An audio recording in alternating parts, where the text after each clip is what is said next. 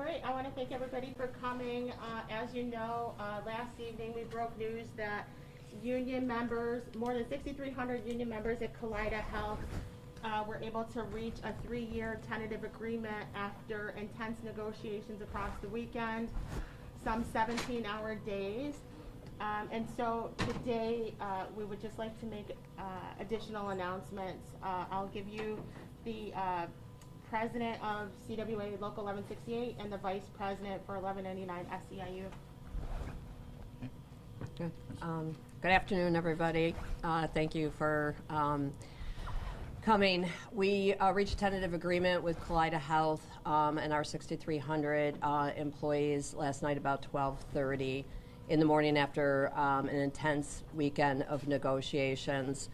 I believe we negotiated an historic agreement here that will put us in a position to recruit and retain healthcare workers of all job titles, registered nurses, PCAs, certified medical assistants, no concessions. We had a platform that we were going by, as you can see here, with our priorities: increase in pension, staffing, no concessions, wages and benefits, respect and dignity, and we reached every single one of those goals. And I'd like to add that a long, lengthy amount of time and hours put into over this weekend. I think Friday night was a 14-hour day, 16-hour day. Same thing with Saturday, and then we, again, like Corey said, we finished up late last night, early this morning on the agreement. This is definitely a historic agreement. This is my 5th. I know Corey's has done more of the Kaleida contracts than I have, but for me, this is definitely the best contract that we are going to be bringing back to our members. This is going to, definitely lead the way in what healthcare is hopefully going to be based on moving forward. We're going to see hopefully be able to pull new people into the system. We have a lot of openings that were current prior to going into bargaining. We were able to negotiate over 500 new positions in this agreement, so it definitely is a historic agreement. We needed a lot of help through the process with this. Can't say enough about our bargaining committee. There were 50 of us that sat in this room for months. We've been here since March, and had great days, had some knockout dragouts and arguments and everything that can possibly happen at the bargaining table. And again, everybody stayed focused, everybody stayed together, which was great. It was great to see within our two organizations that our two political departments, really out of New York, work closely together with our local electeds. Can't say enough about the help that they provided. Mark Polenkars, Sean Ryan, Tim Kennedy, Crystal Peoples, again, constantly on the phone with us, constantly what's going on, how can we help, and Governor Hochul, the governor, always kept, an eye on things here. It was important for her to see this contract come to a positive conclusion. And again, with the help and a lot of the calls and just everybody working together, I think we put together a historic agreement. So, I just want to jump in. I'd like to definitely, absolutely applaud this bargaining committee. We all pushed each other to breaking points, but we knew who we had to report back to, and we always said our board of directors are our members, and there's thousands of them. So, and I'd like to thank our mobilizing and organizing teams, which are made up of our members, who have pounded the pavement for months now, organizing and mobilizing our members. The members won this contract. I mean, we always say that we're pretty good at what we do at the bargaining table, but it is our mobilizers and our members who push it over the edge. So, and then I would say, before we start answering questions, I think one last thanks, and it has to kind of go out to a person that has always been there for both organizations. She is, she is the leader the district with CWA. I mean, I can't say enough about Debbie Hayes and what Debbie Hayes has done for this contract. I mean, you know, Debbie's time goes back to when they had the strike at Buffalo General back in the 80s.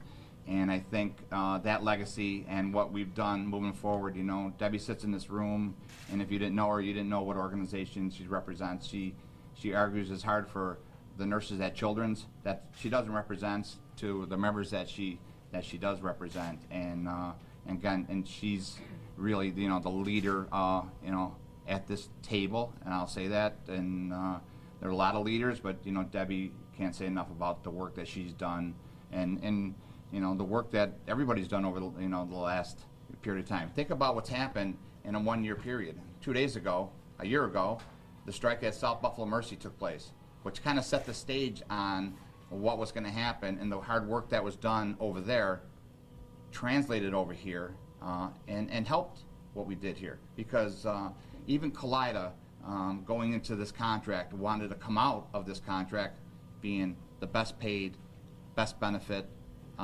employer of choice, and we've achieved that together, you know. So I gotta also, you know, give credit to a very professional working relationship we've had with Kaleida.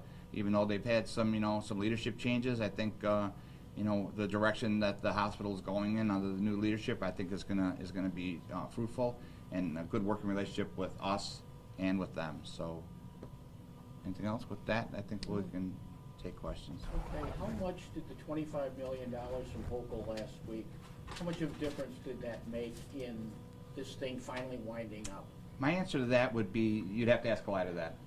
They're the ones that are, in the end, the ones putting the money on the table that we negotiated. So that I don't know. I'm sure, you know, it wasn't nothing. Not only the $25 million that was received, what a lot of hard work from our political departments every day, working and making calls, but then also hopefully future money that we're all going to work on together. Kaleida, the two unions are going to work on to try to get into the next budget schedule and moving forward. I also think that the recruitment, to be able to recruit and retain and put enough healthcare workers at the bedside, is also then going to change revenue for us, right? Because you're going to have less falls and less complications, extended stays in the hospital, and those type of things. Think of that end up generating a little bit, definitely more revenue, because reimbursements are based on kind of bundles, and if people end up with a fall, that's all on the facilities to continue to pay. So that's always been our push, at least for staffing for the last 20 years, is that it might be upfront money that you have to do to recruit and hire a bunch of a lot more nurses and support positions, but at the end you'll benefit from it. And I also want to add that the work, again, politically that we've done, and the help that we received from, again, I can't say enough about the local delegation.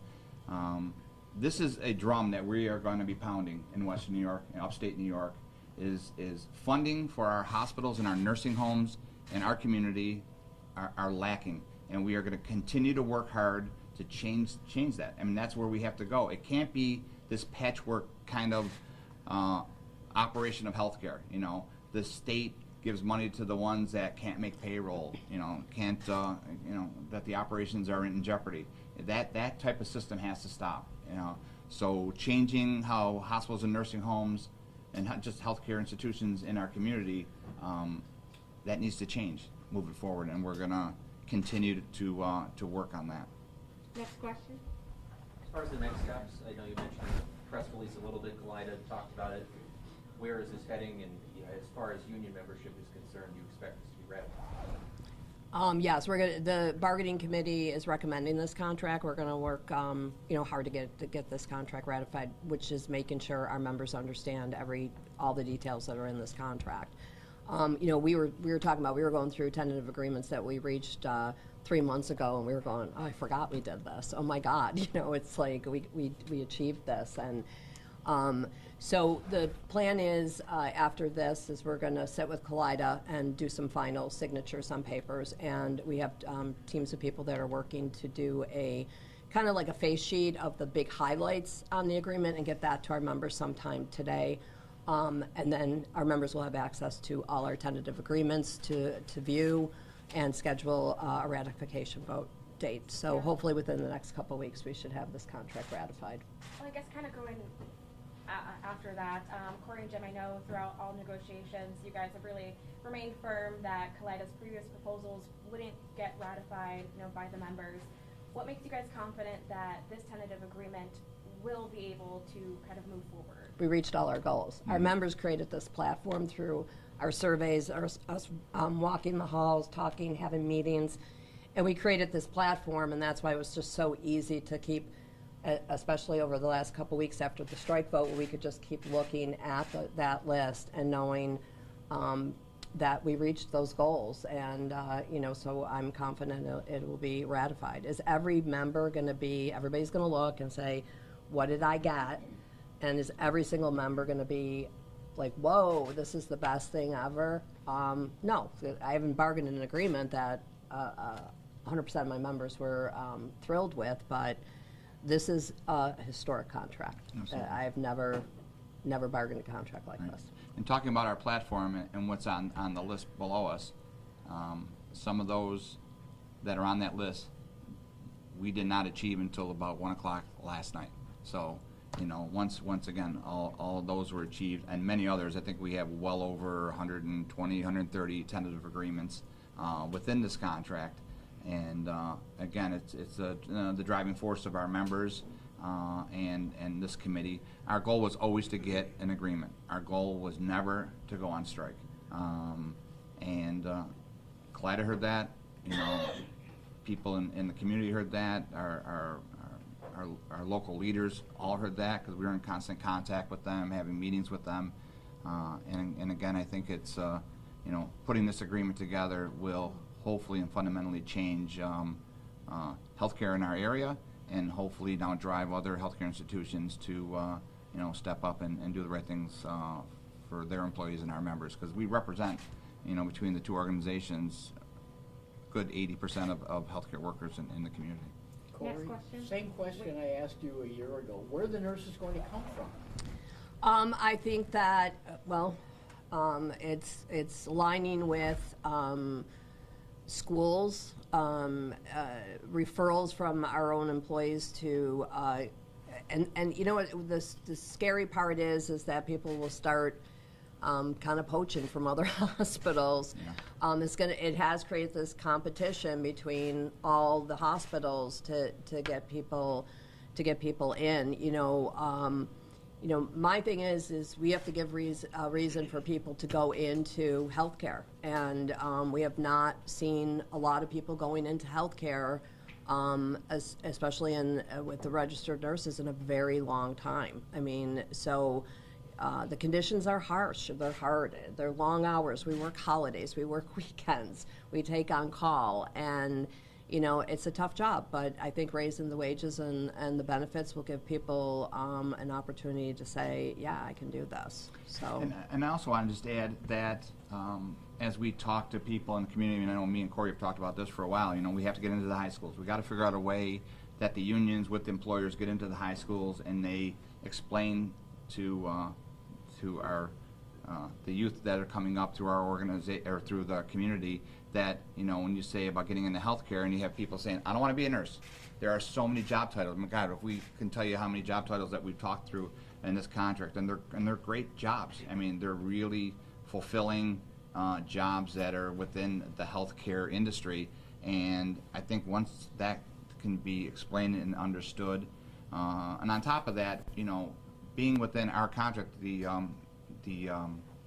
Kaleida contract, we have a training fund, the organizations that we run that, can put members to school. We have members that were housekeepers that are now nurse practitioners. They've gone to school for free, So again, that's a vehicle that Kaleida has. Some of our other employers have, and some don't. And I think Kaleida, needs to use that as a recruiting tool and it's been good over the years. We've sent a lot of people to school, and a lot of people continue to be in school. How many years? The agreement, it's a Yeah. 3-year agreement. And when does it start? It's retro back to May 31st. June of this, 1st, June 1st, of this year. This year, so 225? Yeah. Yes, John? I was gonna ask, do you guys think you were ever close to issuing a 10-day notice, or was there a moment where you started to get some momentum toward a deal? There was always a time, I think, that it could have been issued. There's no doubt. I think the momentum shifted Thursday, Friday, around there. Yeah, more like Sunday. Well, in the end, yeah. It was, I mean, we Yeah. still had no concessions, improvement in pension, and wages still on the table until midnight last night, Mhm. so. Was there a single issue that you kept coming back to, trying to work this out? Staffing. Yeah. And again, as we say, historic, within the agreement that we put in place, we've created over 500 new positions on top of what's already open. And hopefully the staffing proposal and with the staffing legislation that was passed last year, we are going to put in position our members to work in safer conditions, not working, where they're taking care of 8, 10 patients, where they should be really taking care of 4 and 5 patients. The aides and ancillary staff not taking care of 30 patients, but getting back to a rate of 6 to 8 patients, and that's all stuff that is within this agreement. So that's when we say it's historic. We've got a state law behind us now where we can track it. We've added positions to the contract where we're going to have people doing staffing and watching how staffing is being done within the facilities. Full-time positions that's been created in this contract. So we have a lot of positive within this new agreement. And I think that a part of the staffing incentive plan that we put together, and without giving specifics, it's got good dollar amounts in there. And where there's a lot of agency, the goal is to, with these staffing incentives, to almost get those people that are picking up extra time very close to the agency wages, because that's always been a bone of contention with us, is that we have these strangers that come in and they're making a lot of money. And so it's definitely, you're going to see the ability for our members to make some really good money by signing up for extra shifts and doing that. And hopefully as they start to do that, you'll start seeing, and we start recruiting and hiring, you'll see the agency kind of starting to leave, because we still have over, I don't know, I think it's close to 350 travelers in the building. So a lot of work ahead of us. We have to work closely with Kaleida. We're committed to do that on recruitment and retention, and really getting out to the high schools and the colleges, and hopefully we'll get our members to the point where they're going to be saying, yeah, you need to come to work at Kaleida Health. Schools basically pretty much ran last year. This year started as normal as a school does.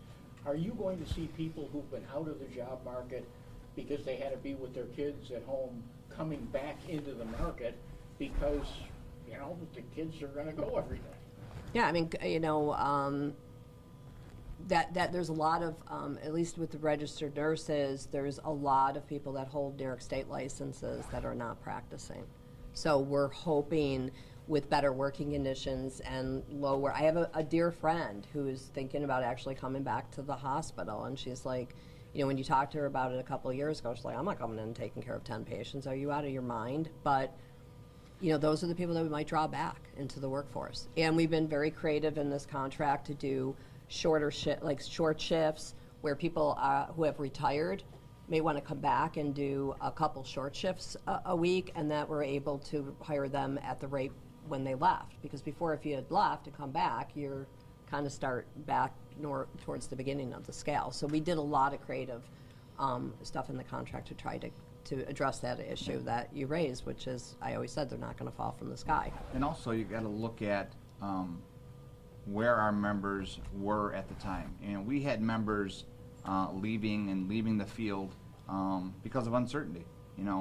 When the pandemic hit and we were on the phone hours every day and in contact with all of our institutions, and people are leaving. You know, we have people saying, you know, I have a husband at home who's compromised with cancer. I can't take the chance of bringing something home. And if you think about the work that healthcare workers do, you know, we all go to work every day. I go to work, you work in your newsroom, we work in our offices, and get the job done at the end of the day. I'm not worried about, okay, what am I taking home? Our members go into the fire, if you want to say, where COVID was rampant at the beginning, and not knowing what I'm taking home to my family. Some of the stories that we've heard from our members, where I go home and I take, you know, I change my clothes in the garage, I wipe myself down before I walk in the house. That was normal for our members, and for some, they had to do, they had to get out of the field for personal reasons. I don't think anybody said, I'm out of here, I'm afraid. Everybody walked through those doors every day at all of our institutions, hospitals and nursing homes, to take care of the patients in this community. So, I mean, I think a lot goes out to healthcare workers here in our community and across the country that did that every day, not knowing really what we know today and where the pandemic is today. They walked in every day thinking, I can take this home and give it to anybody within my family. So.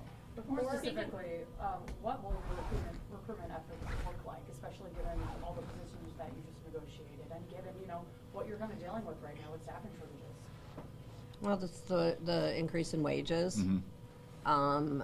You know, we have a great health insurance plan. That's, you know, our cost sharing is low on that. The staffing ratios, you know, just trying to recruit's going to take a lot of work from all of us to get out there and start trying to pull people in. I mean, there's other holes in the system. We don't have enough clinical educators, you know, for the schools. So there's only certain class sizes that can happen. You know, we got to start addressing that issue. We have to start aligning with schools. Mm-hmm. We started a student nurse job where they can come in and do an internship for the summer, and they come in hoping then they get acquainted with the hospital and they start making friends and say, hey, maybe this is where I want to work when I graduate next year. So we're doing those kind of things, and we got to sit and brainstorm some other options that we have to get people into the system. Yeah, I think if we look at other opportunities that we have within the community and how we can staff the hospital, I know we have a pilot program going over at Buffalo General for LPNs. We've taken LPNs out of most of the hospital systems, other than clinics and nursing homes. LPNs have really not held positions within the hospitals in a few years. So we're looking at pilot programs on how can we bring LPNs in to do a lot of the work and complement the RNs in doing the work. So hopefully that'll end up helping to stretch the staff, getting the numbers and the ratios down. There's again, but like Corey said, and both organizations are committed to working with Kaleida to brainstorm all this. You know, we already got committees set up. We're ready to hit the ground running as soon as we hopefully get this ratified in the next few weeks.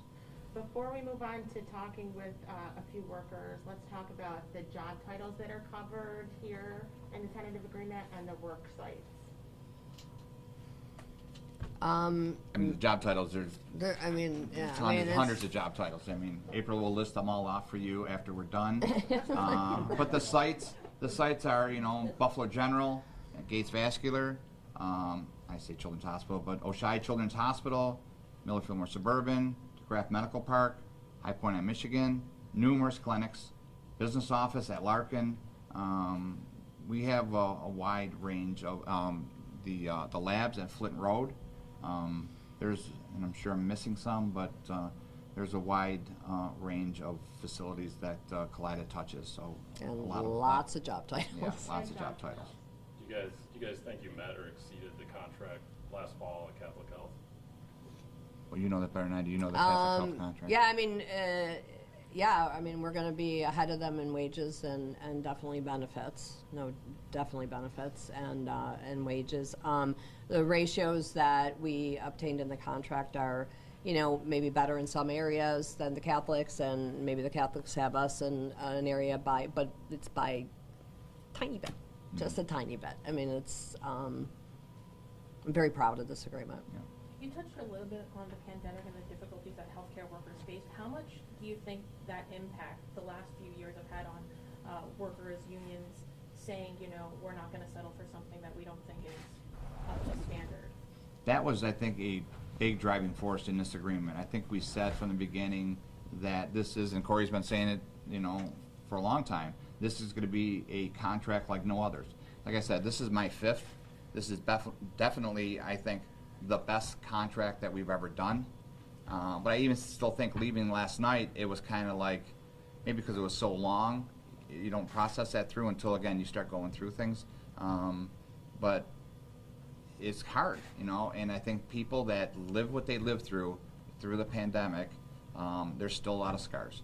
And I think, hopefully, you know, this contract, and once it's ratified, we're not gonna snap our fingers and all the ills of, no pun intended, of the hospitals are gonna go away. It's something we have to work towards. We've set staffing goals, and there's a state mandate of January 1, and we know the numbers aren't gonna be there, but working towards those numbers are what we're gonna continuously do, is get to the numbers where we end up hitting those goals and we're moving in the right direction. It's gonna take time. It's gonna take a lot of time. But again, this is a long process, not an overnight success. Okay, we're gonna have some workers come up now to talk. Okay. Thanks, everybody. Thank you. Janine, Charles, Kim. More chairs? I'll get you one more.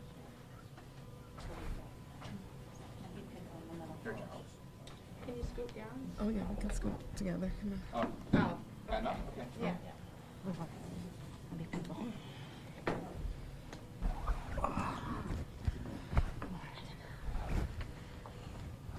If you could have them start by saying and spelling their names and their titles.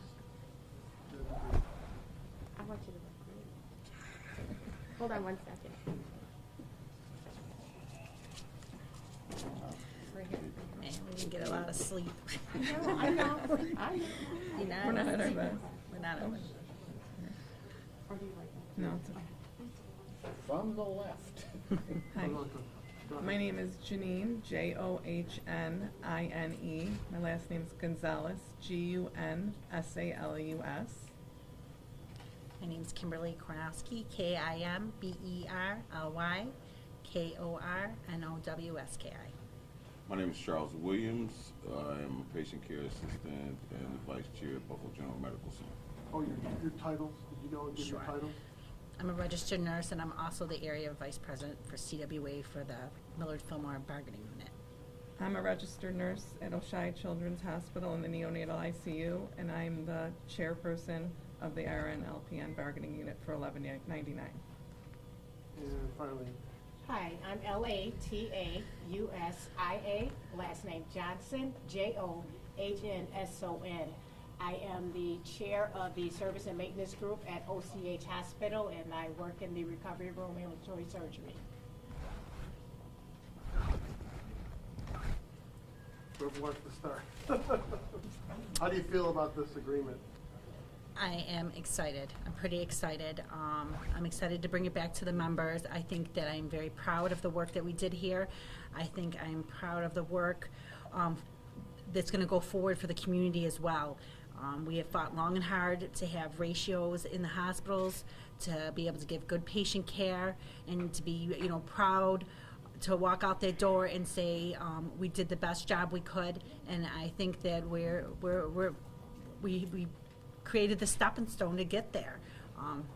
And I think that I can't wait for the members to see the work we've done. We've worked so hard on it. It's been a long, long 6 months. Was there something, just one quick question, was there something specific in the contract for your situation? Staffing, over and over. Staffing and dignity and respect, they go hand in hand. You gotta go in and you gotta do a job, and you gotta be respected and understand that the tools that you need to do that job, if you're unwilling to give it, then there's a problem. I feel like we're now at the point where we have something that they're listening, and they came to terms with some stuff. Give us 1 second. We're going to bring one other worker in. I didn't see anything. We just want to make sure we have a balance of speakers from each union. I apologize. So go ahead and give your name, your title, and the spelling of your name and your title. Curtis Payne, C-U-R-T-I-S-P-A-I-N-E. I'm a physical therapist at Buffalo General and area vice president for the professional bargaining units for CWA 1168. Thank you. Next question. What do you have in this contract that you just didn't have it before? Staffing. Staffing. The staffing is a huge thing that we needed in the hospitals to give safe patient care. We needed staff to provide for our patients. And now we're gonna get that. How much easier do you think this contract, if it is ratified, will make your jobs?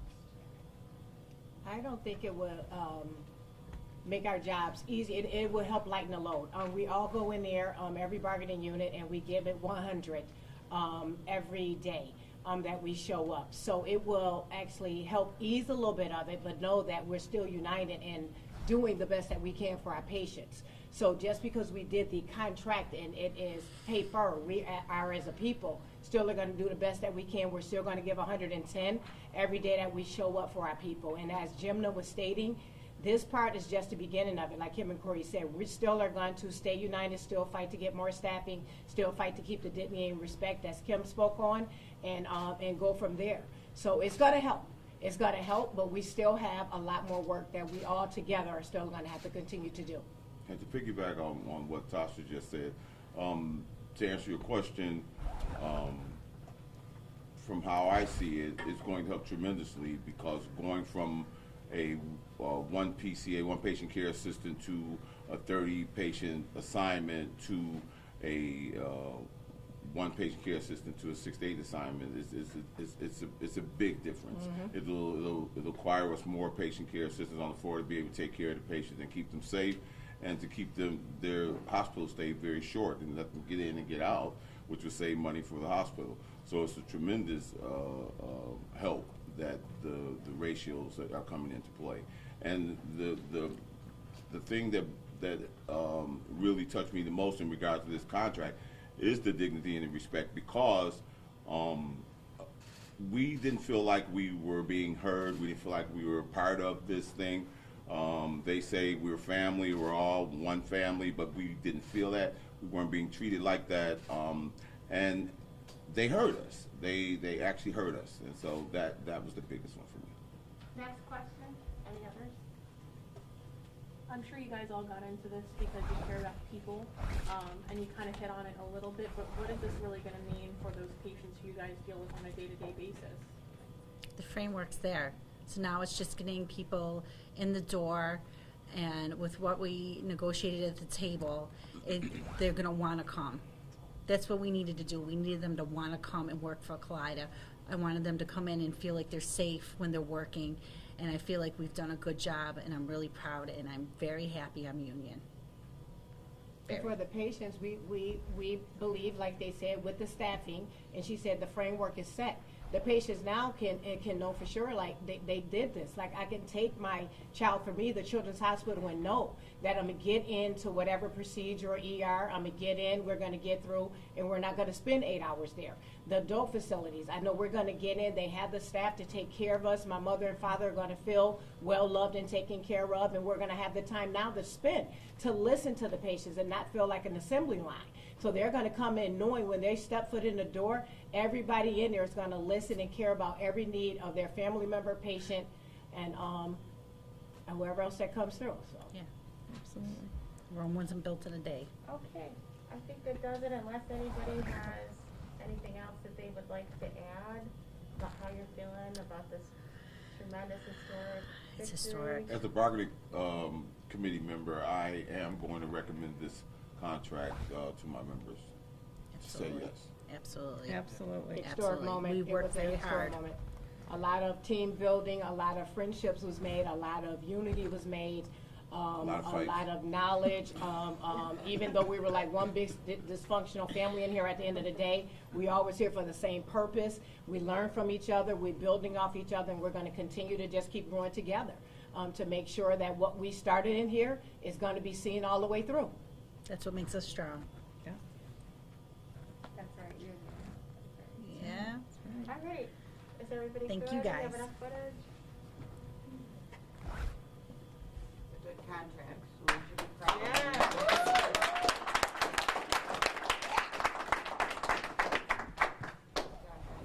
Thank you. Tasha, thank you for the case we needed.